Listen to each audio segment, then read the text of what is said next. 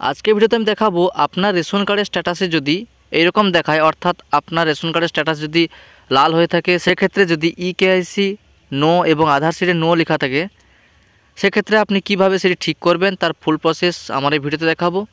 তাই ভিডিওটা স্কিপ না করে প্রথম থেকে শেষ পর্যন্ত দেখুন। চ্যানেলে নতুন হয়ে থাকলে অবশ্যই চ্যানেলটাকে সাবস্ক্রাইব করে দেবেন এবং পাশে থাকা বেল আইকনটি অল করে দেবেন।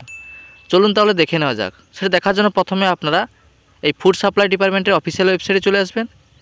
এই অফিসিয়াল ওয়েবসাইটে আসার পরে দেখুন, পরে এখানে আপনি পেজটাকে স্ক্রল ডাউন করবেন। স্ক্রল ডাউন করার পর দেখুন ভেরিফাই রেশন কার্ড যে একটা অপশান আছে, এই অপশানে ক্লিক করে দেবেন।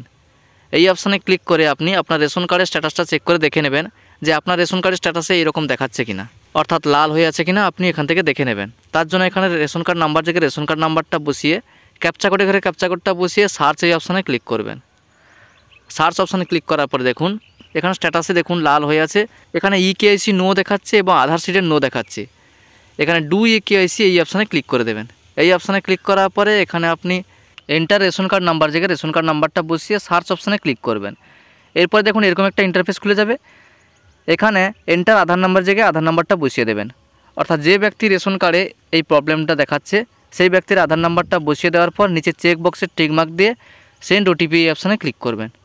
সেন্ড ওটিপি অপশানে ক্লিক করার পরে আপনার আধার রেজিস্টার মোবাইল নাম্বারে ওটিপি সেন্ড হবে। এন্টার ওটিপির ঘরে ওটিপিটা বসিয়ে দেবেন। দেখুন ওটিপিটা আপনাকে বসাতে হবে 2 মিনিট টাইমের মধ্যে। উপরে লেখা আছে ইকেআইসি টাইম আউট। এখানে ওটিপিটা বসিয়ে দেওয়ার পর সাবমিট এই অপশানে ক্লিক করে দিলাম। সাবমিট অপশানে ক্লিক করার পরে দেখুন এখানে আধার ডিটেলসটা দেখাবে। এরপরে আপনি ভেরিফাই অ্যান্ড সাবমিট এই অপশানে ক্লিক করে দেবেন। ভেরিফাই অ্যান্ড সাবমিট এই অপশানে ক্লিক করার পরে দেখুন উপরে লেখা দেখাচ্ছে Aadhaar has been successfully linked with your ration card. এরপরে দেখুন যে কাজটি করা হলো এটা কমপ্লিট হয়েছে কিনা দেখার জন্য আপনারা সেই ভেরিফাই রেশন কার্ড এই অপশানে ক্লিক করে দেবেন। এই অপশানে ক্লিক করার পরে পুনরায় এখানে রেশন কার্ড নাম্বারটা বসিয়ে ক্যাপচা কোডটা বসিয়ে দেওয়ার পর সার্চ অপশানে ক্লিক করবেন।